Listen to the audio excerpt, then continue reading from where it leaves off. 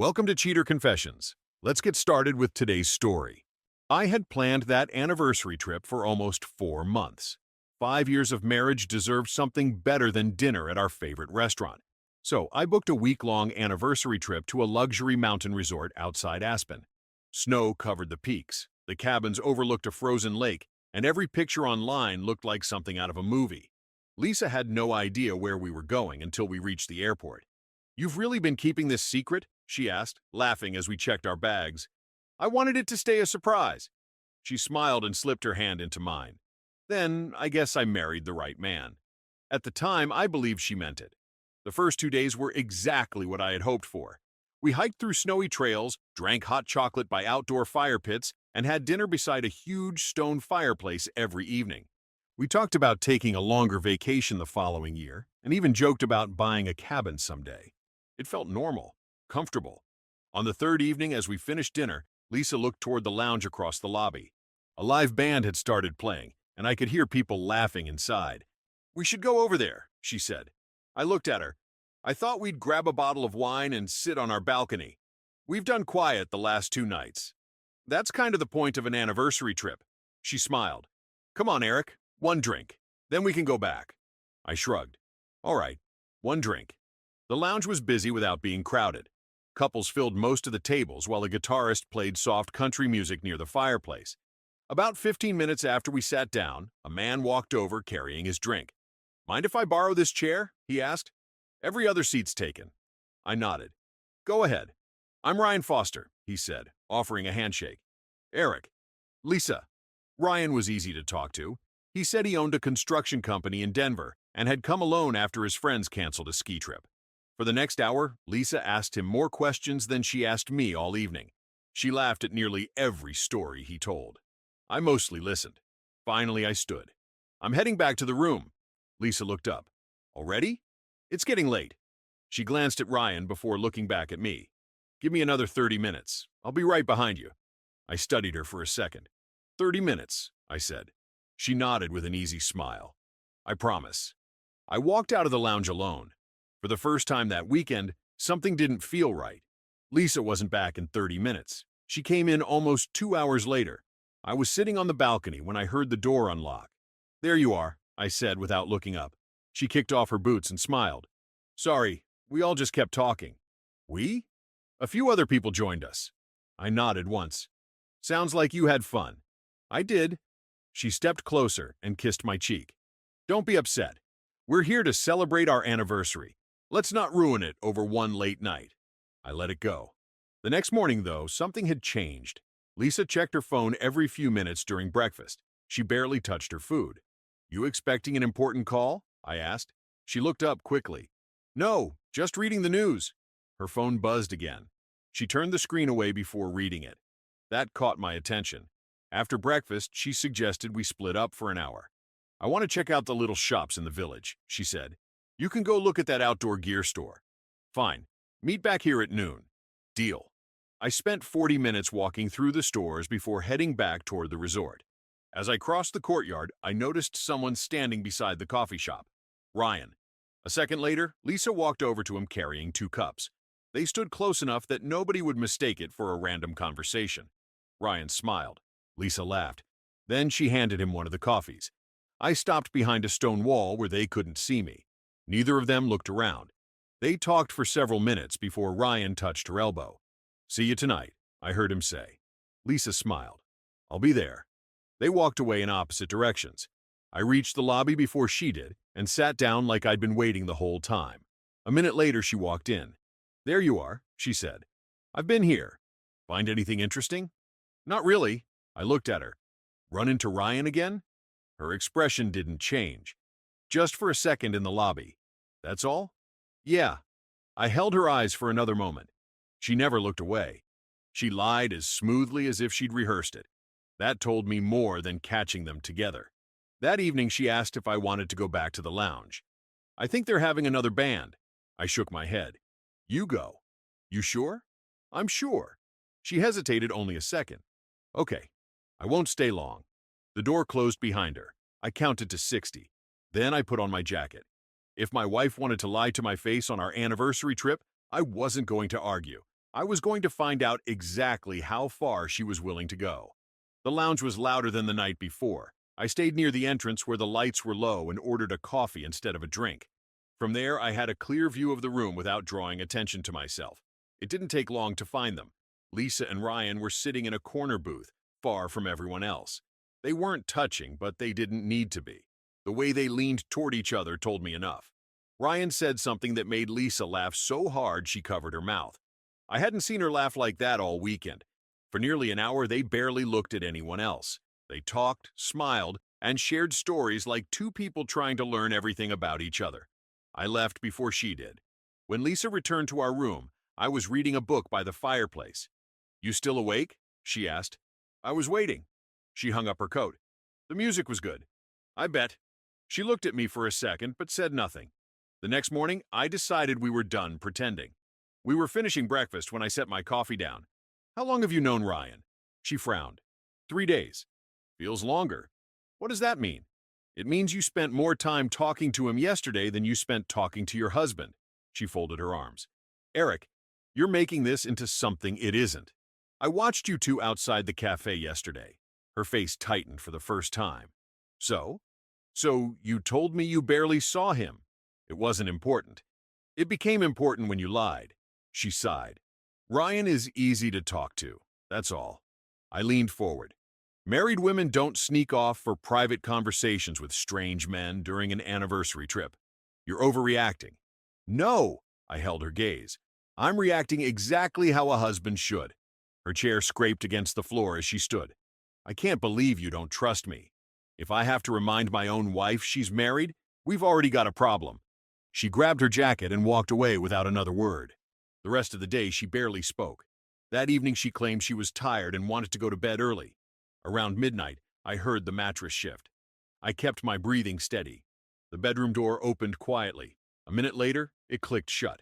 I waited another 5 minutes before getting dressed. Outside, fresh snow covered the ground. Lisa's footprints led away from our cabin toward the ski lift at the edge of the resort. I followed them without rushing. When I reached the lift station, I saw two figures climbing into the last chair headed toward the mountain overlook. Lisa and Ryan. Neither of them looked back. I waited until the lift disappeared into the darkness before buying my own ticket. The operator looked half asleep. "Bit late for sightseeing," he said. "I like the quiet," I replied. He shrugged and waved me through. The ride up the mountain took less than 10 minutes. The overlook was one of the resort's biggest attractions during the day. At night, it was almost empty, lit only by small lamps along the wooden walkway. I stepped off the lift and stayed behind the trees until I spotted them. Lisa and Ryan stood near the railing, looking out over the snow-covered valley. They were close, too close. Ryan took off his jacket and draped it over Lisa's shoulders. She smiled. "You'll freeze," she said. "I'll survive." She laughed softly. "You've been making this trip a lot more fun." "So have you." For a few seconds, neither of them spoke. Then Ryan reached up and brushed a strand of hair away from her face. He didn't rush it. He gave her every chance to step back. She didn't. Instead, she moved closer. He kissed her. Lisa kissed him back, without the slightest hesitation. It wasn't confusion. It wasn't an accident. It was a choice. I pulled out my phone and recorded everything. After several seconds, they separated, smiling at each other as if they'd been waiting to do that all weekend. Ryan took her hand. "Come on," he said. "There's a cabin farther down the trail where they keep the fire going." She nodded. "I'd like that." I watched them walk away together until they disappeared behind the trees. I already had what I needed. There was no reason to follow any farther. Back at our cabin, I placed my phone on the table and watched the recording once. Clear. No questions, no excuses. Just the truth. Nearly 2 hours later, the front door opened. Lisa stepped inside quietly, probably expecting me to be asleep. Instead, I was sitting in the living room. She stopped for half a second. "You're still up?" "I couldn't sleep." She forced a small smile. "I went for a walk. The snow looked beautiful tonight." I nodded once. "I'm sure it did." She searched my face, waiting for another question. None came. "I'm exhausted," she said. "I'm going to bed." "Go ahead." After she disappeared into the bedroom, I opened my laptop. By sunrise, I had changed my flight. I also emailed a divorce attorney back home, attaching one file, the video. By the time Lisa woke up, my plan was already in motion. She still thought she was controlling the story. She had no idea she was already living through the ending. I was already dressed when Lisa walked into the living room the next morning. She looked at my suitcase. "You're packed?" "I've got an early flight." She blinked. "What do you mean?" "I mean, I'm leaving." She gave a nervous laugh. "Very funny." "I'm not joking." For the first time that weekend, she looked genuinely confused. "Eric, what are you talking about?" "I've got a car coming in 5 minutes." She stared at me. "What about our anniversary trip?" "It ended last night." I picked up my suitcase and walked toward the door. She followed. "You're seriously leaving?" "Yes." "What am I supposed to do?" "Whatever you were planning to do anyway."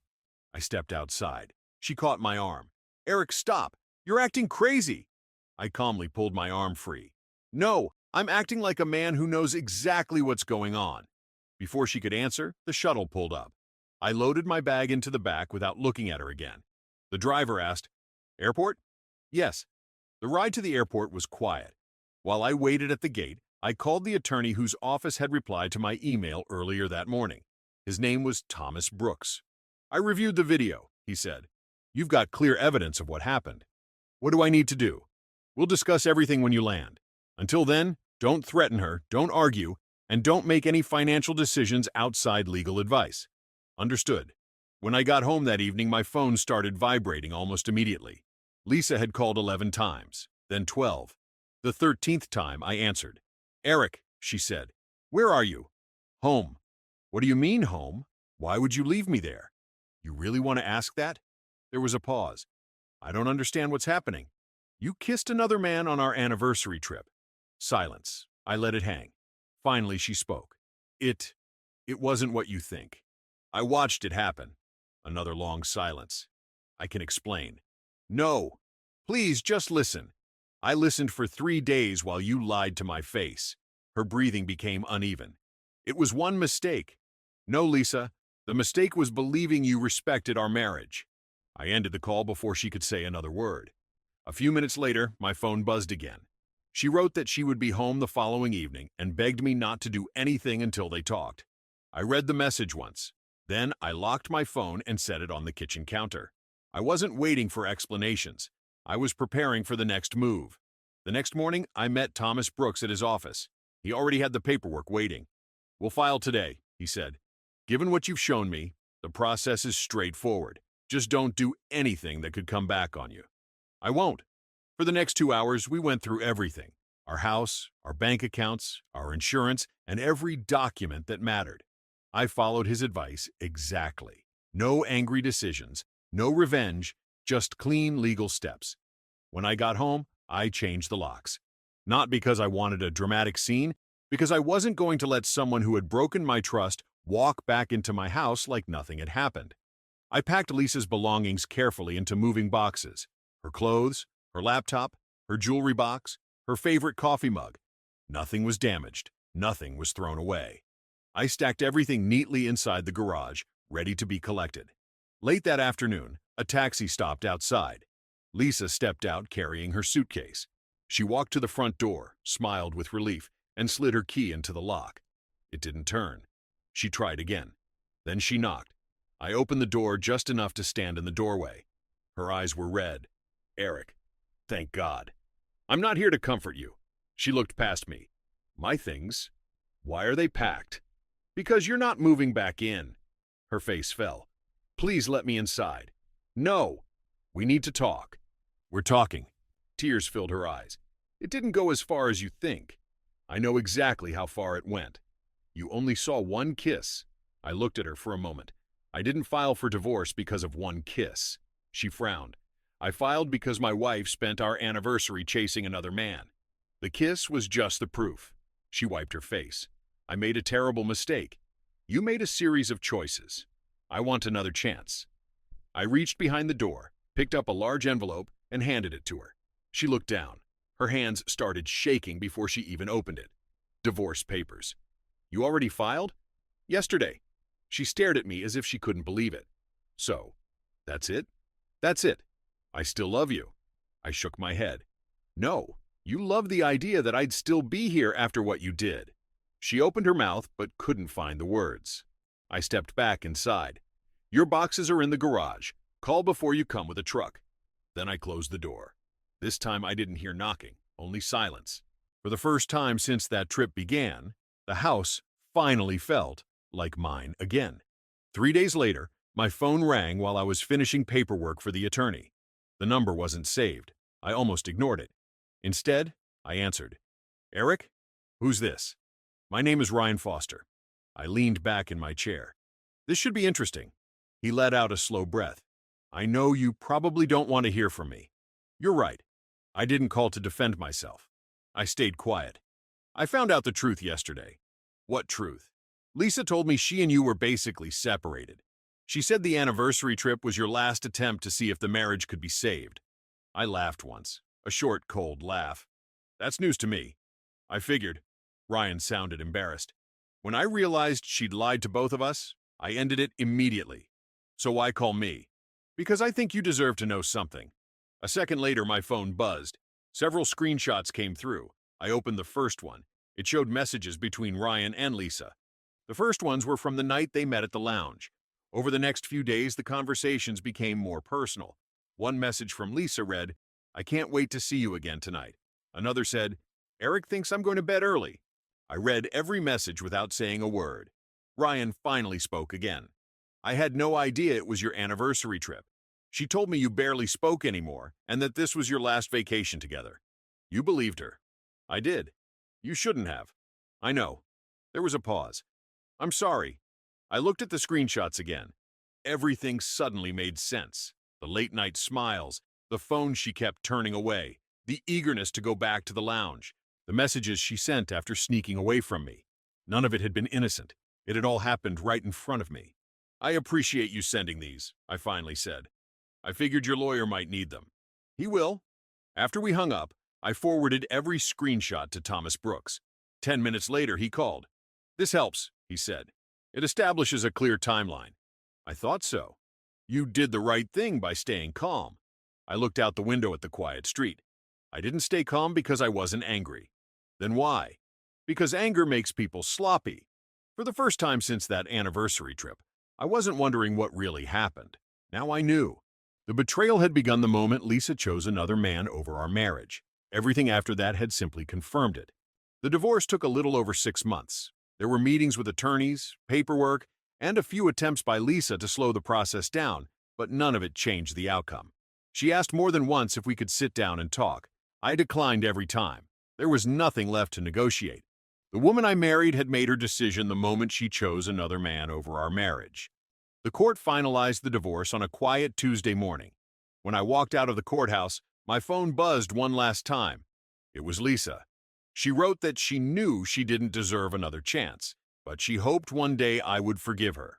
I read the message. Then I deleted it. Forgiveness wasn't something I needed to announce. It was simply refusing to let someone else's choices control the rest of my life. A mutual friend reached out a few weeks after the divorce was finalized. Ryan disappeared from Lisa's life the moment he learned the truth about our marriage. He wanted nothing more to do with her. I was told Lisa had moved into a small apartment and was trying to rebuild her life. I didn't celebrate hearing that. Her consequences weren't my victory. She had made her choices, and now she had to live with them. By then, I was focused on my own future, not her past. A few months later, work took me back to Colorado. I had one free afternoon before my flight home. Without planning it, I drove back to the same mountain resort. The place looked exactly the same. The frozen lake, the stone fireplace, the lounge where everything had started. I walked past it without stopping. Instead, I followed the trail to the overlook where I had recorded the video that ended my marriage. The snow had begun to melt, and the mountains stretched for miles beneath a clear sky. I stood there for several minutes, not because I missed Lisa, because I wanted to see whether that place still carried any weight. It didn't. It was just another viewpoint on another mountain. The memories had lost their grip. Before leaving, I noticed a young couple taking a picture together near the railing. The man wrapped his arm around the woman, and they both laughed. I wished them well in my mind and kept walking. Not every story ends the way mine did. Mine just happened to reveal the truth before I wasted any more years believing a lie. Looking back, I realized that anniversary trip hadn't ruined my life. It had exposed it. I booked that vacation hoping to celebrate 5 years of marriage. Instead, it showed me exactly who Lisa had become and exactly who I refused to become. I could have begged. I could have argued. I could have accepted excuses that were never going to erase what happened. I chose something else. I chose to leave with my self-respect while I still had it. The anniversary trip was supposed to mark 5 successful years together. Instead, it became the first day of a better life without her. And if I had the choice to relive it all again, knowing how it would end, I wouldn't change a thing. Some truths are expensive, but living a lie costs far more. Thank you for watching.